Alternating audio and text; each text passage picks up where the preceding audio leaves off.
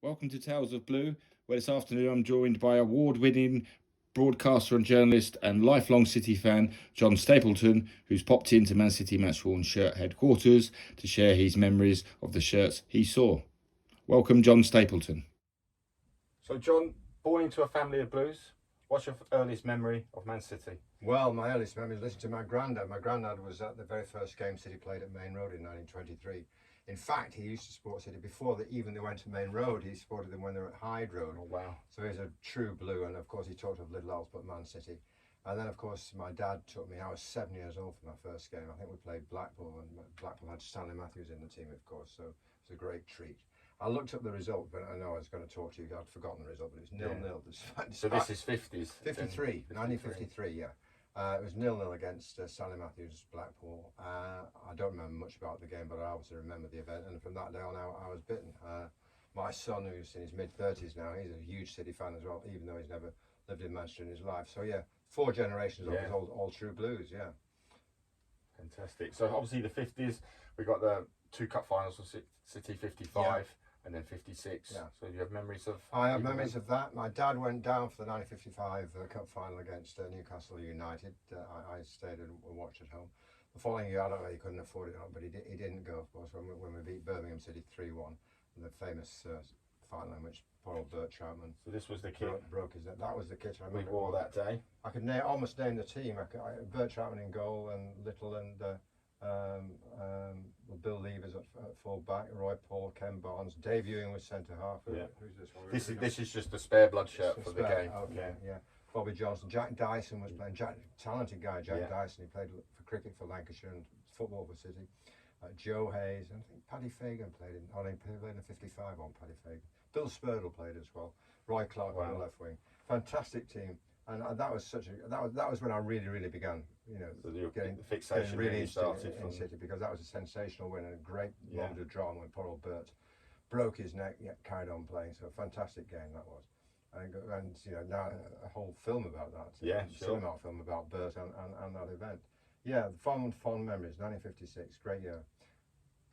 So you would start. What age was you, John, when you started sort of to go regularly to games yourself, or would you go with your dad? Or I used to go with my dad. We lived in a place called Saddleworth, which is in between Manchester and Huddersfield, up in the Pennines. It's about 15 miles outside Manchester, actually. But my dad was a Mancunian, born and bred like my granddad. So we used to go. Took 3 buses to get there, or 2 buses and a tram, I think, to get, or was it a trolley bus anyway, to Main Road. So my dad took me. And I suppose my formative years were the sort of mid to late 60s, when we're up and down like a yo-yo. Eventually saw the arrival of Mike Summerby and Franny Lee and Colin Bell, and the start of great things about to happen. And that's when I was again bitten very, very sharply by the City bug. Well, the success came, didn't it? The late 60s went up when Malcolm Harris and Joe Mercer first came.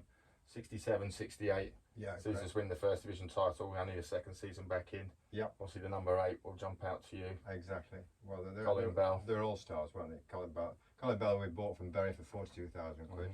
Malcolm, deceiving other people, kept saying to all the other scouts who were watching, he's nobody, he'll never make it. And of course, slipped in and got it for 42,000 quid. Mike Summerby and Franny Lee, and of course, one person we might mention a bit later, Neil Young, often gets forgotten. But absolutely, a great player. Great servant to the club as well, Neil Young. And where were the BBC cameras when we were winning the league? They were at Old Trafford, if I remember right. All we had was a black and white flickering image of City's 4-3 win at Newcastle. So Neil Young? Neil Young. I only met Neil after he finished playing, actually, and he'd gone to Preston, if you remember. Lovely, modest, and charming man. Dealt not very well by City, for what I heard. He didn't get a great deal out of City, but finished up at Preston and finished up working as a milkman in Preston, as far as I recall. But a lovely player and a very talented player too. And I think a bit unfair that Colin, Franny and Mike got all the attention, because he was just as important a player. Absolutely. He really was. I remember that famous game against Spurs, the ballet on ice. He was sensational in that game, and a real decent, nice guy. And the winner in this final, the 69 final. Exactly, 69 against Leicester. Against Leicester. I was there with my mate Jack, standing on the terraces. Expectations were not high at that event. Because Leicester went down that season, I think. They went down, but City had the City-itis stuck in with me. I think, are we going to do it or are we not? Yeah. But yeah, Neil Young saved our bacon. Good player, great player. This is Tommy Booth shirt from the final, another great serve, and again probably another one that's not mentioned. Yeah, well, I see Tommy quite a lot, because I've got to go to games, and Tommy's one of the ambassadors, and just as the same as ever, ever so jolly, ever so easy to get on with, likeable fella, and a great player, and like several City players, like Ken Barnes, never quite got the recognition he deserved. Ken Barnes, back in the 50s and 60s, the best uncapped player England never had, basically. Tommy Booth, much the same. Yeah. So you mentioned, so the number 7 will bring memories of Max Summerby. Yeah, he's a mate of mine now. I'm privileged to say Mike's a mate of mine now. He flogs my shirts. I'm not flogging with this one. He used to make some, I'll have shirts made for him, which he flogged. But a great character, John, from a completely different era, of course, but fantastic character, cheeky player, tough player. Yeah, didn't take any nonsense from anybody, did he? And a very skillful player. Again, someone who I think could have played more for England than he did, but he had his England status as well. Yeah, fabulous player, and what a great era under Joe Mercer. Joe signed him from Swindon Town, didn't he? Yeah. About the same time as Franny came from Bolton. Franny came just a little bit later, didn't they? They said Franny was the final piece. Yeah, I remember. By that time, I was in newspapers in Manchester, and I remember Franny's arrival warranted a front page story rather than a back page story. Do you know why? Because Franny arrived to sign for Manchester City wearing a pinstripe suit and carrying a briefcase, right? Wow. Now, in those days, that was unheard of. Franny's a sharp businessman. Yeah. Still is, of course, But it was something different in football. Like Franny Lee, pinstripe suit, briefcase, signing for Manchester City and getting himself, obviously, a very, very good deal indeed. Yeah. Who could blame him? Fantastic stuff. So here's a shirt from the 73-74 season. Man United go down that season. Yeah. Worth a mention. Dennis Law wore this shirt. It was shared between the players, didn't it? So Law would have already came back to City on a free transfer from United. Yeah, I have a long association with Dennis Law in a remote sort of way, because I lived in this place called Saddleworth in between Manchester and Huddersfield, and all my mates used to support Huddersfield Town. So when I wasn't watching City, I'd quite often go to Huddersfield with them. And of course, in the early days, who turned up at Huddersfield? A 17-year-old lad wearing National Health spectacles, but this lad called Dennis Law, who was sensational. Yeah. So when Huddersfield decided to sell him to City, I was a bit torn really, because I quite a soft spot for Huddersfield, but obviously I wanted him to go and play for Man City. And we sold him, I think, for 55,000 quid, I think. Yeah, I think it was a then record, wasn't it? Yeah. Might have been 100,000, I'm not sure. But it was a then record. I suspect it was less than that. But anyway, whatever it was, it paid for the floodlights for the first time at Leeds Road, Huddersfield. Yeah, so that was his legacy there. But even then, you could see he was a great player. We had Ray Wilson in the Huddersfield side as well, left back, and one or two others. So they were a second division team, but he was outstanding. And I met him subsequently on a number of occasions. It's ever such a nice guy, so easy to get on with. Great interviewee, good wit and raconteur. Yeah, lovely fella. Certainly a legend of the game. So we go into sort of the late 70s.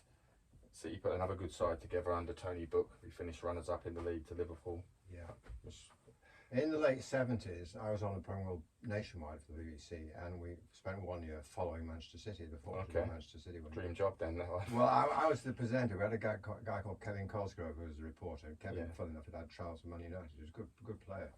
And we followed the fortunes of Man City, and we said that as soon as Nationwide touched them, it was that disaster struck. But we all had good fun. I remember doing the last game of the season. I think we played Derby County, live outside broadcast from the ground. Absolutely terrified. I was doing this live OB, just before the start of the match. I had to speak my words in front of 40,000 people. All of them could hear every word. If I cock this up, I'll never forget it. Anyway, we went off fine. Interviewed Franny Lee about that time as well. Again, good interviewee, good wit and raconteur. Another great era for players as well. Peter Barnes came through. Peter Barnes, yeah. Peter again, and another guy we had on Nationwide from time to time, because Peter was the up and coming young star at that time. And I remember him he rang me and said, I'm a bit nervous about this, John, can you help? So I gave him a few tips about what to do and what not to do. And he came through with flying colours, of course. Nice man, and of course I remember his dad, Ken Barnes, very well indeed. So you see both the Barnes play? Yeah, exactly.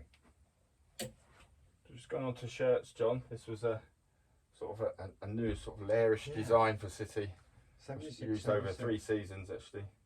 In the days when we would celebrate. I never say I fancied that. Didn't feel like City, did it? It was different, wasn't it? Because shirts were plain. Yeah. And what were we doing in 76, 77? So that was the runners-up. This was First division runners-up, that's right, yeah, of course. Which I don't think we celebrate the runners-up spot so much now, do we? I don't think so, yeah. But Big Joe Corrigan. Joe. Another guy who can still be found on match days at City. He Absolutely lovely, humble guy. Certainly can. Lovely man, Joe. Yeah, tremendous goalkeeper. Serves City well. Fond memories of Joe. And I see him again regularly when I go to the ground. Always got words for everyone. Signs autographs right, left and centre. Yeah, lovely fella. And, you know, how many seasons did he play for us in goal? He was at the 10, 11 seasons. Probably another one should have got more England caps. There's a lot of keepers around at the time. He took over from Alex Williams when Alex got injured? Yes, he had a brief spell. I think he went off to the States, I think, towards the end, and then he came back to, I think he had a few spells at Brighton and Norwich before finally retiring. But yeah, he was sort of, his debut season was 67, 68. And he coached at Liverpool, didn't he, for a while? He did, was part of the Liverpool coaching team. But like I say, a great guy and a great goalkeeper, really. Another one from that sort of era is not given. Tough, brave, athletic, couldn't ask for more. So, going into the early 80s, John, we find ourselves at Villa Park. He's in this strip. It's a very good Ipswich Town side, managed by Bobby Robson. So they were the favourites. They're red and black. Was originally Malcolm Allison's idea from the 67, 68 season. But this season, our coming back again, Coming back again. Being the kit nerd, as you could say. The stripes are that way on this one. I would have preferred them probably gone straight down, but. Remind me of the game this was from? This is from Villa Park, 67. Yeah, I didn't see that. 81 semi-final, Paul Power's goal in extra time. Power, against a very good Ipswich Town side. Yeah, of course. Why do we ever let him go to Everton? Finally, won a medal. So Paul was talking at the Players Association night recently. He was saying that they tried to get a fee for him, but his contract was up. Peter Swales wasn't going to let him go, so it left a bit of a poor taste. He said at that time, you know, he'd played for. Yeah, and Paul was a bright lad. He's a qualified lawyer. You know, trained as a lawyer. Yeah, he'd know what his rights were for sure. So the 81 Cup final, John, was you work commitments or did you? I was at the 81 Cup final. I was at both games. Yeah, when Tommy Hutchinson in the first game scored for both sides, which is a Trivial Pursuits question, I think now. He was the only player ever to score for both sides in the FA Cup final. Well, it was dear old Tommy. I went to the replay, of course, when we were taken apart by Ozzy Ardiles and Ricky Villa. And then, ironically, the following year, I was on Newsnight, BBC Newsnight programme by that time. The following year, where I found myself at Argentina. You know? So, for 3 months, reporting on the Falklands War. So, you can imagine the reception we got from the Argentinians when I told one or two of them I was a City fan. They're all very nice about it, in fairness, but I took a bit of stick. That was a fantastic final. You know, disappointing, to put it mildly, in the end. But I got a hand, and we had a great goal scored by Mackenzie, didn't we? Well, that's probably the best cup final of the 1980s, and one again is never really mentioned too much. Yeah, but a great game, and you know, full credit to Spurs. They did deserve to win in the end, and Ricky and Ozzy Ardiles sealed it for them. Yeah, so I came home with my head between my legs on that bit. Yeah, that's Kevin Reeves' shirt. Kevin Reeves, yeah. I met his son recently. He's okay. Good lad. Well, it'll be a long time before we're back at Wembley. It will be a long time. A bit of a not as we speak right now. No, from 81 to 2011, but 82-83 seasons. His sponsors come on the shirts for the first time. City, the start of a major downfall for us. Really, we get relegated that season, last day of the season against Luton Town. Oh God, I needed a draw to stay up. All I remember is the side of the Luton Town manager. David Pleat running onto the pitch to congratulate them. It's so humiliating. Yeah.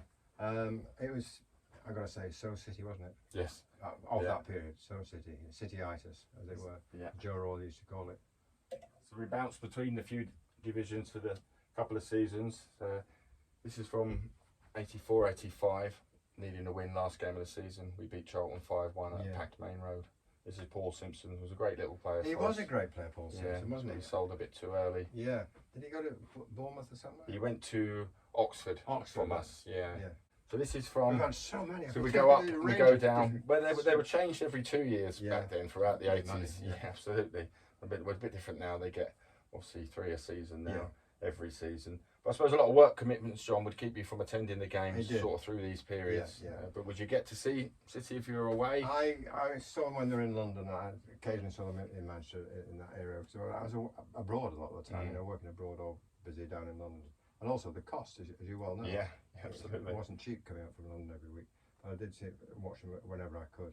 And of course my dad kept me in touch as well. Yeah. So this year, Huddersfield Town, 10-1. 10-1. All this design. But, yeah, I felt a bit sorry for Huddersfield because, as I was saying a little bit earlier, I used to support Huddersfield occasionally with my mates because I lived in between Manchester and Huddersfield.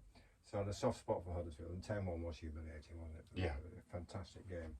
And is it a record? I can't remember. It is, yeah. Still a record. And it was close to being City's broken, wasn't it? We played Burton, didn't we, a few seasons ago in the Cup, and we were 9-0 up. No. And come close to that. Yeah.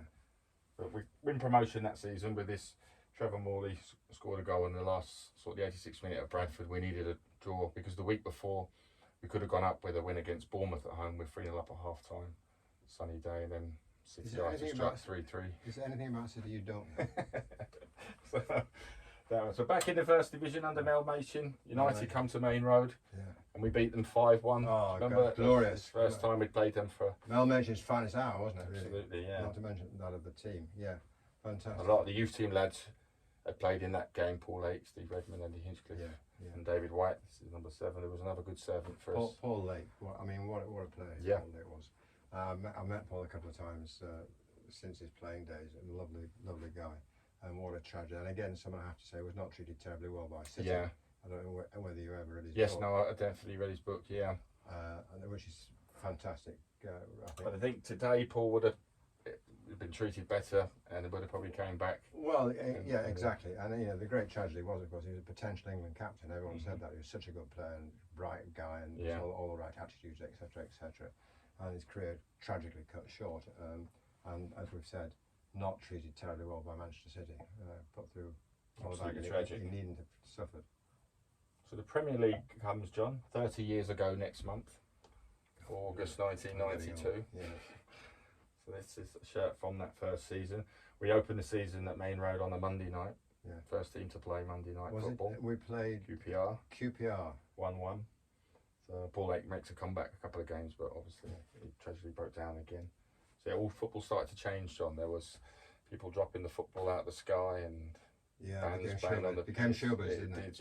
Changed dramatically. Don't mind a bit of that. I must confess. But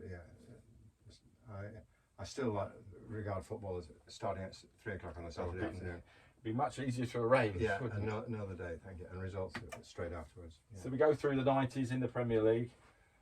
95, 96, this little fella comes in. Oh, Kinclancy. Oh, George. Was sort of a bums off seat. Magician. Yeah, he's a great player. Funnily, saw him, a video of him playing for in Tbilisi, I think. Yeah. Playing for Georgia. On the strength, I think they played Wales, right? Mm-hmm. And he said, book him, sign him, just on the strength of that video. And what an entertainer! What an artist! I mean, he used to thrill every time he got the ball. You wanted to jump on your feet. Absolutely, yeah. He's so skillful and a generous guy as well, by all accounts, because a lot of what he earned at City, he sent back home to Tbilisi. Okay. I think he paid the wages of it. I think his dad ran the local team in Tbilisi, and Georgie helped pay the wages of the entire team. Right. To help support them all. So this, if you look at the front of this shirt, John, this was actually nearly torn off Geode's back in a fixture, and it was simply just sewn back up by the laundry ladies and used for the rest of the season. Well done. And today they probably get 3 a game. Nicky Summerby was a mate of his, wasn't he? Yes, they were big. Played together a lot and socialised together quite a lot. Yeah, they used to play, a guy was telling me, they used to play Alex Higgins. Yeah. Because he had a snooker hall somewhere. They used to go there, and Alex Higgins used to come and play them on a Saturday for money, to win money off them. Because they'd beat them, obviously, all day long. I'll bet. But yeah, they were. So we tumble down a division, then another division. Towards the end of this 97-98 season, the kit's changed. Joe Rule, an old favourite striker, that comes in to manage the club. Joe, lovely guy, became a sort of professional buddy of mine as well, because he'd been at Oldham, which is my hometown, and done wonders with Oldham, as you know. I mean, from nowhere into the Premier League on next to no money as well. So when he took over at City, I was absolutely delighted. And whenever City were down in London, the night before Friday night, a mate of mine and myself would go out with Joe and some of the backroom staff for a meal.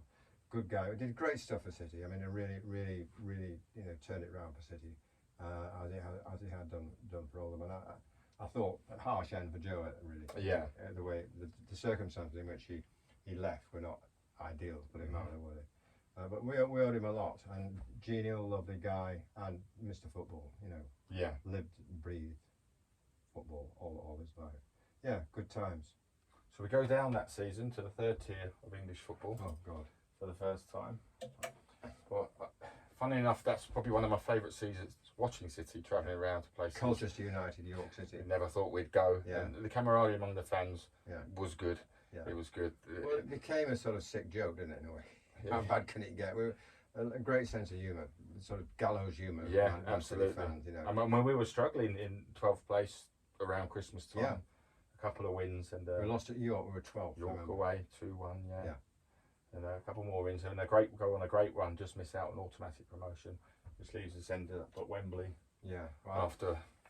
After playing Wigan in the semi-final, going a goal down in the first leg after a few seconds. I went with my dad to that game against Gillingham, and the first thing I remember about it was having to climb a whole lot of steps. And my dad was in his late 70s by then. I had real concern about whether he'd make it to the top of the steps, But that was nothing compared to the drama that followed, of course. I'm thinking, will he survive this? Will he have a heart attack? Because it was such a dramatic game. And we owe Paul Dickoff and others, but particularly Paul Dickoff, so much for helping us win that game. I mean, I think that had we not won that game, frankly, Man City could have been like Leeds United, could have gone right down the toilet. Absolutely. Frankly. Well, this is Andy Morrison's shirt, who was captain. What a great buy he was. It turned out. I mean, absolutely big impact on the season. Yeah. Giving it a lift for everybody. Yeah. A few Coming from Huddersfield, didn't we? Yeah. I think Joe Royle says himself he's a bit of the catalyst for that season. Yeah. Came in and it started to. I went to a reunion of that team in Manchester a few years ago, and most of them were there, including him. Yeah, good lads actually. Not the most talented team in the world, but they were fighters, as they showed. There's a great rapport now, John, for the fans to this team. Yeah. Now they're like, we thank them, but at the time it was a bit. The relationship was a bit. Nail biting. Yeah. But that changed City's fortunes dramatically. I mean, but for that victory against Gillingham, last gasp victory against Gillingham, God knows where City would have been now. Absolutely. So promotion again, then back down, then back up again under Kevin Keegan comes in. We finished the main road 02-03, the last main road derby. A couple of goals for Sean Goater and one for this fella in this shirt, Nicholas Anelka. Yeah. It's really been the first big name John started coming in, people like Anelka. Not the easiest people to deal with, I gather, Mr. Anelka, but he had his moment for City. Talented player. Very, boy. very talented player, yeah. Who you mentioned a moment ago apart from Anelka? Goater. Sean, of course, Sean, yeah. What a buy, what foresight. Absolutely. This lad, who, every time we got promotion, I thought, well, he's been good in this league. He'll never make it to the next level. And of course, he could be wrong every single time. Absolutely, yeah. Had a slow start, didn't he, Sean? Yeah. Found his feet. Yeah. And then just didn't stop scoring. Absolutely lethal. Fantastic. Poacher of goals. Fantastic. So 2008, investment comes. This is the kit. Thomas Cook. More players start to come in. This player. The first of many great buys. Absolutely. He played in midfield to start with when he came. He did. And no, I'd never heard of him, quite frankly. I suspect I agree, no, I didn't know. And either. Again, very perceptive to take him. And what a contribution he made. Not just on the field, but off the field as well. And no doubt about it in my mind. He was a rallying point for all the players. I'm sure he sorted out lots of issues in the dressing room. Kind of an old school sort of mentality, didn't he, in the modern era. And a very bright guy too, very sharp guy. From what I've seen and from what I've read, got a degree in business studies subsequently. But a sharp fella, and every success to him at Burnley, where he's now gone as Absolutely. as I mean, the longevity we got from the players, Silva, Company, Zabaleta, it's just it's unusual in the modern game. And many of them, by today's standards, peanuts. And I can't remember how much we paid for Company, but it wasn't much. 8 million quid, something like that. I can't remember. So this one, what about this? Oh, that's Vincent Company again. Yeah, well, you can't get enough of him. Yeah. You can't get enough of him. So 2011 sees us return to Wembley. Yeah. But our second home now. In the semi-final, absolutely. We beat United. Yeah. This fella comes in at City. What do you say about this fella? I mean, apart from anything else, first and foremost, he was a damn good footballer. Yes. He was a brilliant footballer.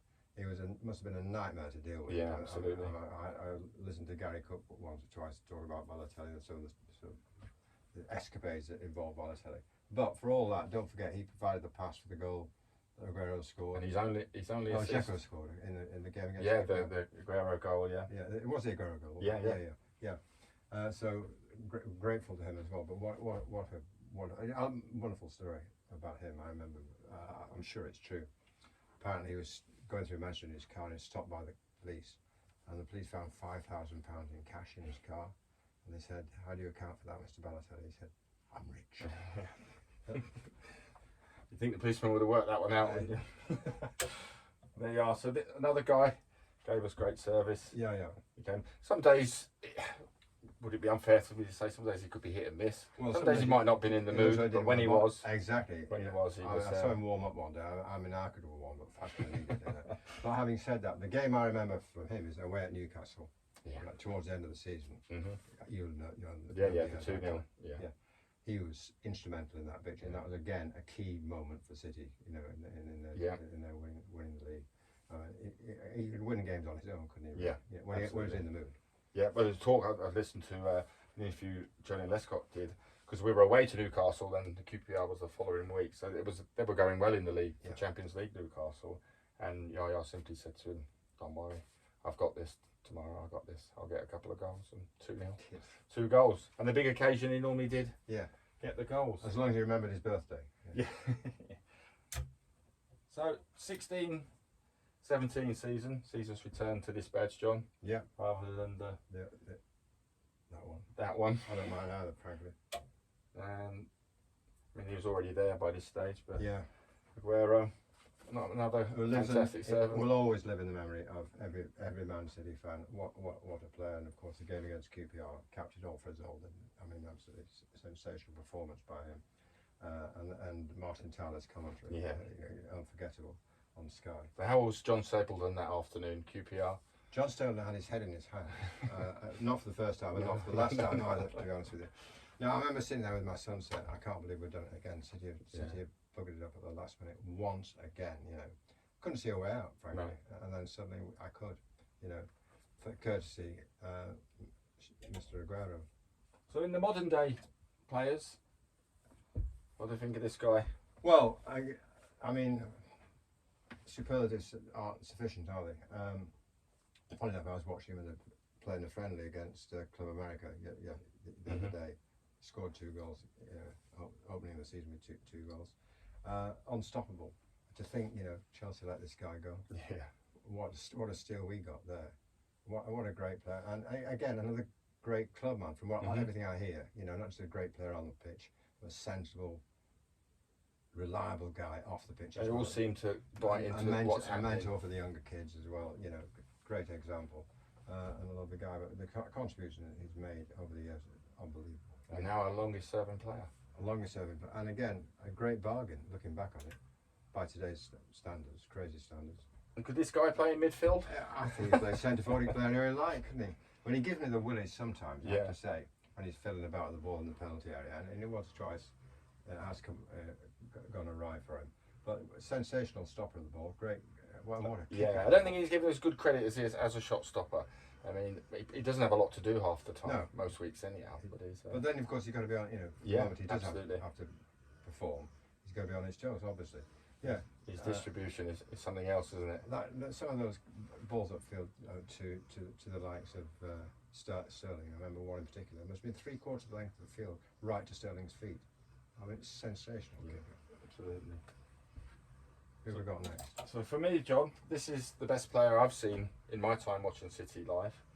Oh yeah. Just seemed to play the game. Well, that's the big argument, isn't it? Him or Colin Bell, the greatest ever City player. It's a tough call, as I know Colin, I grew up with Colin. It's a tough call for me to pick on either of them really. But I've got to say, this boy. I remember when he first arrived, I thought he's too weak, he's too small, he's too weak. He's not tough enough for the Premier League, And he didn't shine that spectacularly in the first 2 or 3 games, but did he come on? Genius, absolute genius. And again, by all accounts, lovely, easy to get on with, nice, affable sort of guy, no trouble off the pitch as well, or on it indeed. Yeah, we're blessed to have him there. worthy of a statue. Absolutely. Worthy of a statue. So, this guy, I think we'll get longevity out of as well. Oh God, He's yes. already, you know, his appearance records, his medals already are quite high for one so young. Huge talent, massive talent, and he gets better and better, doesn't he? Yeah. And the great thing about him and several of these kids that Pep's brought on, they play anywhere. Yeah. You know, I mean, probably take over in goal. You know, I'm joking, but he's such a talented player. I mean, there's plenty more of them. Where he Yeah, came from. we're a special club now, John, aren't we? We are. Man City of this year from. Well, when I look back, we had some good times, you know, with summer being bad, and then it was a bit of a lull, wasn't it? To put it mildly. I think we earned our place in the sun. You know, it's a long wait, but it's well worth it because we are privileged. We are privileged. So, John, I've got a couple of questions here for you. I probably won't answer. So these are just favourites. So your favourite past player? Do you know who my favourite pass player was when I was a kid? The player my most of all was Dave Ewing, right? Big burly centre half. Yeah. Don't know why I picked him. I like his sort of brawny sort of attitude towards the game. I remember in that cup final, that '56 cup final, when Bert had broken his neck. Every time Dave got the ball, he tried to kick it out of the Wembley Stadium just to waste time. Yeah, the line. Not the most finesse. I haven't got the greatest finesse, but as a player, but great stopper and a great clubman as well. Yeah, Dave Ewing. Present player? Present player, I'd have to go for De Bruyne is obviously, you know. I mean, David Silva was, but he's no longer with us. But I'd have to go for De Bruyne. I also have to say I've admired some of the ones who on the fringes, like sad to see Zinchenko go. I think Zinchenko's been a great asset to our club. Always turned up when required. You know, last game of the season against Aston Villa, came on, played the game of his life. Big difference. He made a huge difference in that comeback from 2-0 down. Yeah. So John, you're seen regularly on away days, home days. Yeah. Both. What's your favourite away ground to watch? Is that past? Well, or my present? son and I did a survey of the best pies at one stage. Is that what you're basing it on? Yeah, we were doing the best pies. And funny enough, when Blackburn was still in the top tier, we decided Blackburn. I think I can't remember, it was curry pie, some kind of pie anyway. Right. So we awarded it to Blackburn Rovers, but we can't go there anymore. Favourite away ground, I like going to Fulham, and we'll be able to do that again this season because it's not far from where I live. It's always a very friendly, cosy atmosphere. An old traditional ground. Yeah, and also Brentford's near me as well, and that's a super club. Yeah. I know some of the people who run Brentford. That is a super club. You're always made to feel welcome. It's a great stadium. I don't know if you've been or not, but very compact, great atmosphere, and a great team. I just hope they survive. We've got them last game of the season. I hope we don't send them down. So, favourite City match? Difficult one. You've been watching City for Oh God. Well, I think 65 years. I John? mean, you know, it's got to be either the game against QPR, hasn't it? The Aguero goal, or the Gillingham playoff. You know. Yeah. And I think really, because it was so dramatic. But arguably more dramatic than the Aguero game. Really, I'd go for the City Gillingham game actually because also because of its significance. Yeah. It was a major turning point in City's fortunes. Absolutely. It may not have been an Aguero moment without. I've got to give Exactly. Kevin Horlock a shout. He never gets a mention for the Gillingham game. Exactly. But Kevin's goal, then obviously Paul's. And he's Paul's seen goal your is shirts. it's celebrated like a winner, isn't it? Yeah. Kickoffs. It was an equaliser. Yes, Kevin's been in. And Nicky Weaver, who saved Yeah. so spectacular as Absolutely. well. So a main road memory, John, whether it's something in the crowd or something what would jump out. Main It's a road memories memory. is just one of being there with my dad from the age of 7. I was 7 years old when I went there, and he used to. Everyone was standing up at that stage, of course, and he used to put me on this tunnel wall. My mother would have had a heart attack if she didn't know what he was doing. I could have fallen down there and broken my neck. My favourite memory is that going there with my dad. God bless him, he's no longer with us, obviously. It's a wonderful time watching eventually people like Mike Summerby, Colin Bell, and Frank Lee, not to mention Neil Young. It's more than just the games you see, isn't it? I've been going with my son since he was. And the one thing I also say about City, even to this day, I'm privileged. They look after me now, and I go and have a drink, with in the chairman's lounge. I don't have a table or anything, but they invite me in for a drink and a butty and that. So I'm well looked after. But for everyone, I think it's remained a really family-friendly club. And even United fans I know who come say, yes, it's nice here. It's a nice, friendly family atmosphere, and I hope that never goes away. That's really important. Fantastic. So a home shirt, John. Do you have a favourite home shirt that jumps out? What would be one? It's got to be one from the Colin Bell, Mike Summerby. Yeah, with the badge, centre badge, plain shirt. Exactly. I've got one of those signed by the three of them at home, actually. Fantastic. Yeah. So these are one answer only, John. So, One word only. Yeah. So I'll put you on the spot. Main Road or the Etihad? The Etihad, actually. I mean, Road was fallen to bits in the end. Well, not literally, but yeah. So you're not going to like me for this one. Colin Bell or David Silva? I'd go for Colin. Umbro or Pumo's kit manufacturers? Couldn't care less. Francis As long as Lee. you pay. Francis Lee or Sergio Guerrero? Well, Sergio, I think it was a more talented player, but Franny was a great servant to the club, and he's also a mate of mine. So can we call that a draw? Okay. Right, a yes or a no? Will City win the Champions League under Pep Guardiola? Yes. John, it's been an absolute pleasure. Pleasure, Thanks mate. for popping in.